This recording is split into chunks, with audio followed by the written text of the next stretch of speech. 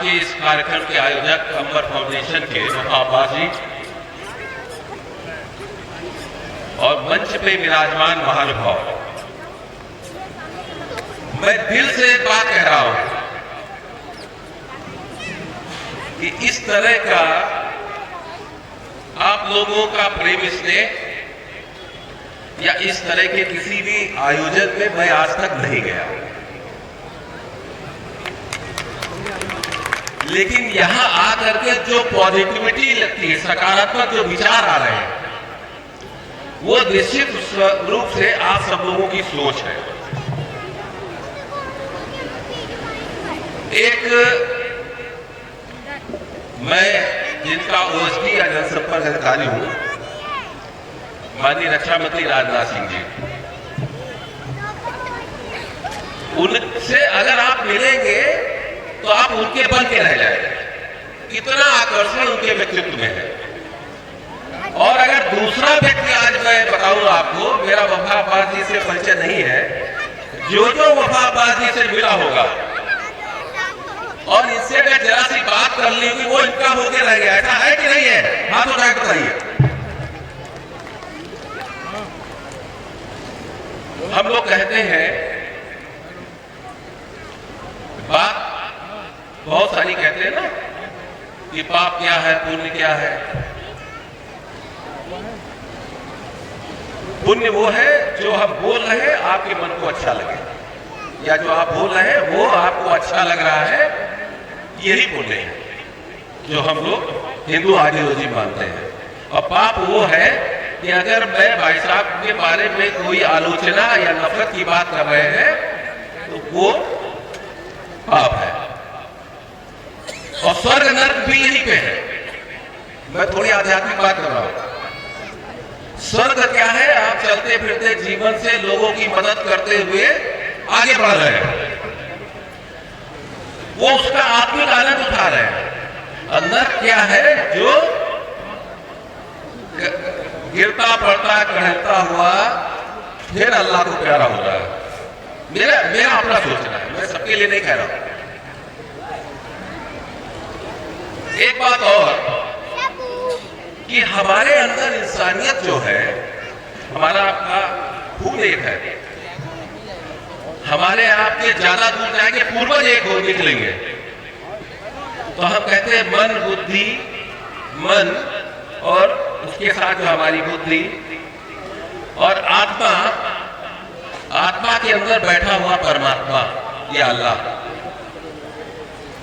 इसीलिए मैं कह रहा हूं कि हमेशा प्रेम स्नेह से लोगों से बात करिए। अगर आपको कुछ अच्छा नहीं लग रहा है उसको इग्नोर करिए, लेकिन लोगों के प्रति अपने मन में सद्भावना रखिए। और एक चौपाई है कि परहित सरिस धर्म नहीं भाई। हम अपने स्तर से, वफा अब्बास जी तो एक बात से मिलकर कर रहे हैं, अभी आपने सुना होगा ना, अंतरराष्ट्रीय स्तर तक लोग इनको शुभकामनाएं दे रहे हैं, राजनाथ जी को दे रहे हैं।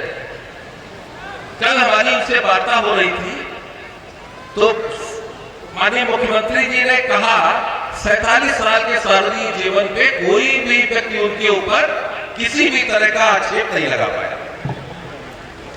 मैं सबको मिलवाता हूं, भेंट कराता हूं।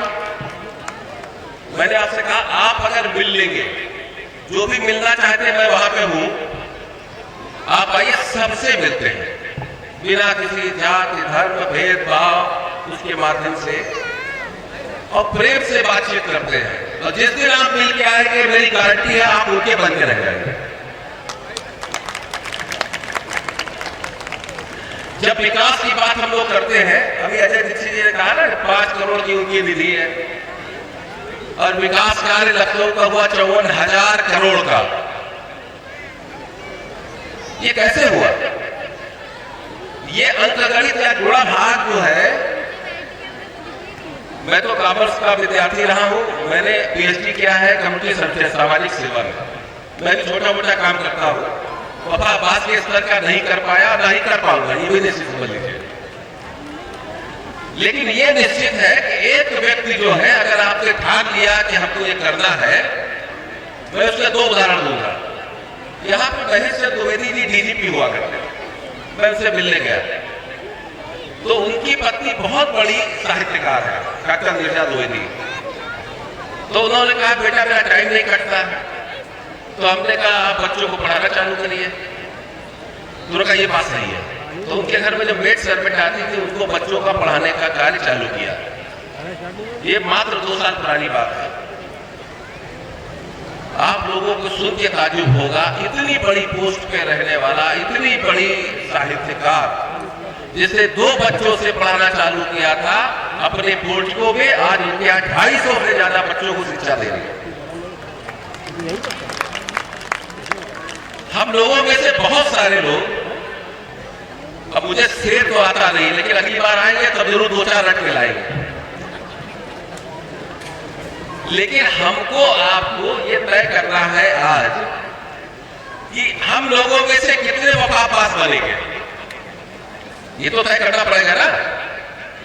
माताएं बहनें जो यहां बैठी है, कम से कम मेरी इच्छा ये है, या मेरी प्रेरणा या रक्षा मंत्री जी की प्रेरणा से, कि हम लोग कुछ शिक्षा, स्वास्थ्य, फूड या जिसकी जिस प्रकार से मदद कर सकते हैं वो करेगा। अभी हमने उनको सुझाव दिया है महिला सशक्तिकरण केंद्र बोलते हैं, वो बातबाजी कर ही रहे हैं, रक्षा मंत्री बहुत बढ़िया हम लोगों ने किया। आज 42 सिलाई केंद्र चल रहे हैं, फिर उसमें हेल्थ सेंटर खोल दिया, फिर सैनिटरी पैड का निःशुल्क वितरण चालू करा दिया। आगे वहां पे ये हुआ कि बच्चों को शिक्षा की भी व्यवस्था दी जाएगी। ये क्या काम है? ये किसी राजनेता का काम नहीं है, लेकिन राजनेता अपने स्तर से कैसे लोगों की मदद करेगा, ये सोच जो है हम ही आपको चिंतन करके ही बताइए। एक व्यक्ति सलाह देता है, उसको इम्प्लीमेंट करने का काम वो करता है। हमारे देश का एक दुर्भाग्य है कि हम लोग 75 साल आजादी के हो गए, और मेरी आदत है, चूंकि मैं कॉमर्स का स्टूडेंट है, तो मैं आंकड़ों पे ही बात करता हूं। मैं जो बोलूंगा वो रिकॉर्ड में रहना चाहिए।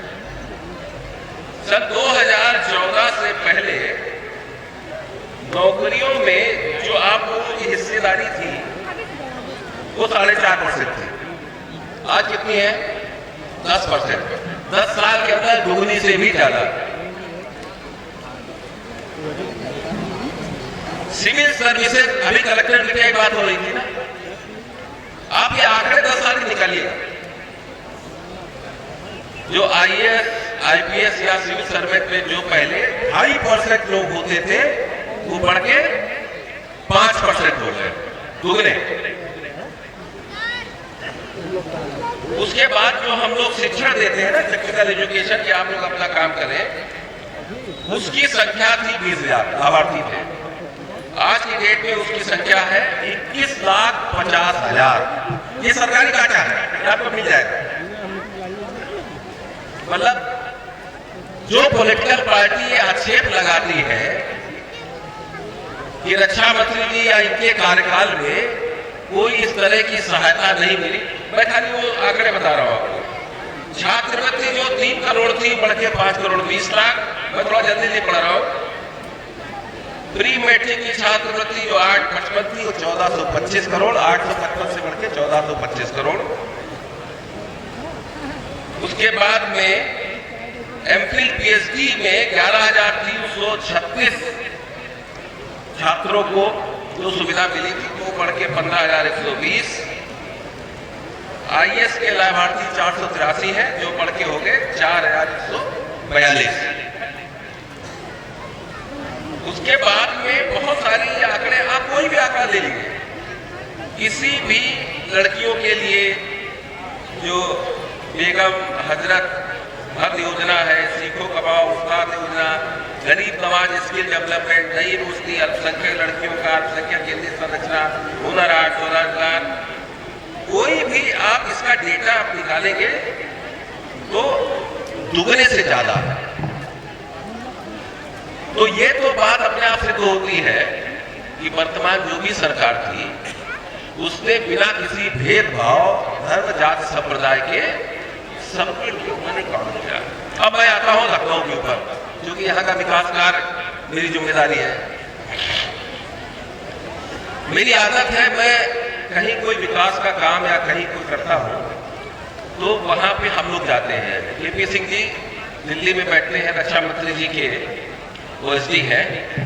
एक दिन हम लोगों ने पदयात्रा की पूरी, और पदयात्रा करके वहां देखा नाला या सड़क या लाइट जो व्यवस्था थी, मुझे वो 2-3 ऐसे वार्ड हैं जिनमें अपने पार्षद नहीं थे, वहां जाने का मौका हुआ।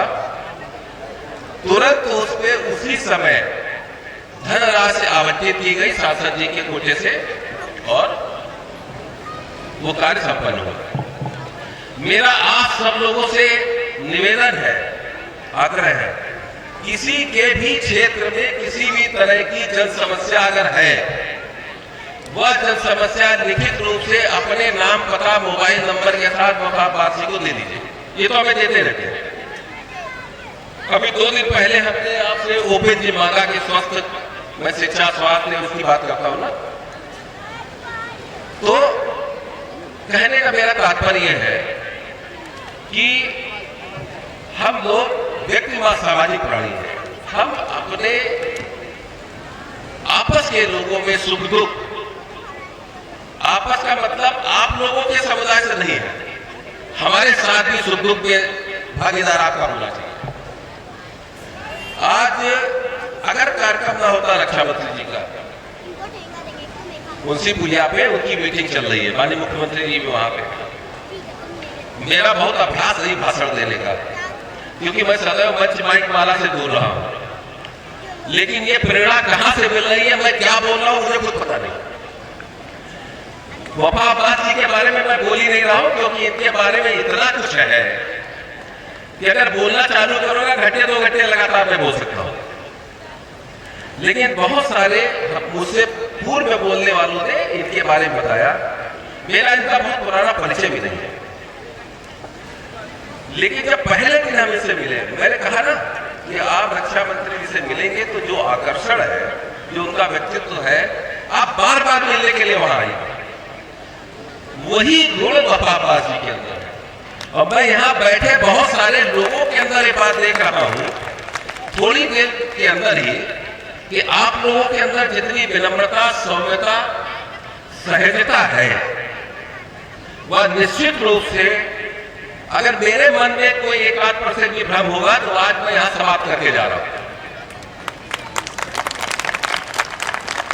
माननीय रक्षा मंत्री जी का भी वोट नहीं मांगते, वो कहते हैं मैंने अगर कुछ किया है तो आप आशीर्वाद दीजिए। जितनी मीटिंगें हैं कहीं भी आप देखिए,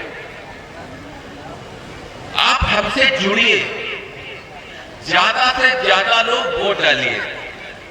आज क्या हो रहा है, उनका मतदान प्रतिशत फरानी पोलिंग में बढ़ गया, तो इसके मतलब हमारा वोट कम हो गया। हम तो खुला खुला कह रहे ज्यादा से ज्यादा वोट डालिए, 90%, 50, जितना डाल सकते हैं वो वोट डालिए, कि ये एक ऐसा पर्व है जो आपको एहसास दिलाएगा कि हमने अपनी सरकार बनाई है। बहुत लोग आजकल आ रहे हैं और चर्चा भी कर रहे हैं कि ये होगा, वो होगा, इस तरीके का।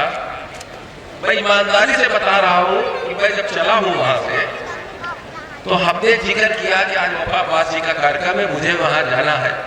तो उन्होंने कहा राघवेंद्र जी ऐसा करिए, आप वहां जाइए, दिवाकर जी को मेरे साथ भेजिए। ये तो पहले हमने तय कर रखा था, वफा जी ने हमारा नाम भी छाप रखा है, मेरा फोटो भी मांग रहे थे। हमने कहा मुझे थोड़ा इस चीजों से दूर रखिए, लेकिन वो हमारे बड़े भाई तो ये है, उनका आदेश था। लेकिन मैं आके यहाँ पे बड़ा गौरवान्वित महसूस कर रहा हूँ कि आप लोगों से मिलने का मौका मिला, और मेरा पूरा अनुरोध है जीतने के बाद हम लोग इससे दुगनी संख्या के साथ यहाँ एकत्र होंगे, और उसमें माननीय रक्षा मंत्री जी रहेंगे।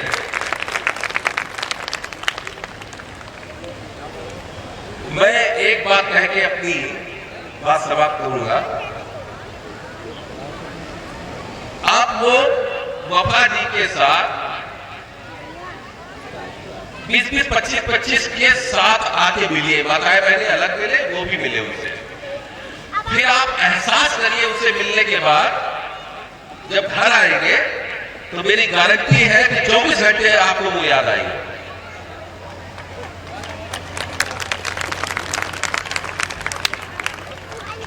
और अगर अब वोट हम क्या मांगे, जब आपको याद आएंगे तो वो आपका आशीर्वाद उनको प्राप्त ही होगा। उनका एक संदेश और है जो कल शायद कल तक आप लोगों को मिल जाएगा। ये बहुत सारे नए मतदाता है, बहुत सारे उनको अगर देखें कि फेसबुक में इनके फॉलोअर हैं जो पहली बार अपनी मतदान करने जा रहे हैं, उसमें से 60 से 70% लोग माननीय रक्षा मंत्री जी को वोट देने के लिए स्वयं आग्रह कर रहे हैं। लखनऊ का चुनाव अब भारतीय जनता पार्टी नहीं लड़ रही है, लखनऊ का चुनाव आप लोग रक्षा मंत्री जी को लड़ा रहे हैं। ये संदेश जो है पूरे लखनऊ में है, जिसमें आपके समुदाय के नवयुवकों का एक बहुत बड़ा योगदान है।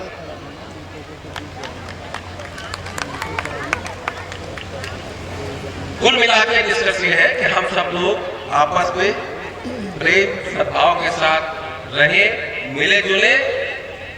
आते जाते वक्त जहां भी मैं जिसको पहचानूंगा वो नमस्कार जरूर होनी चाहिए। इसी आग्रह के साथ मैं अपनी वाणी को विराम देता हूं। बहुत बहुत धन्यवाद।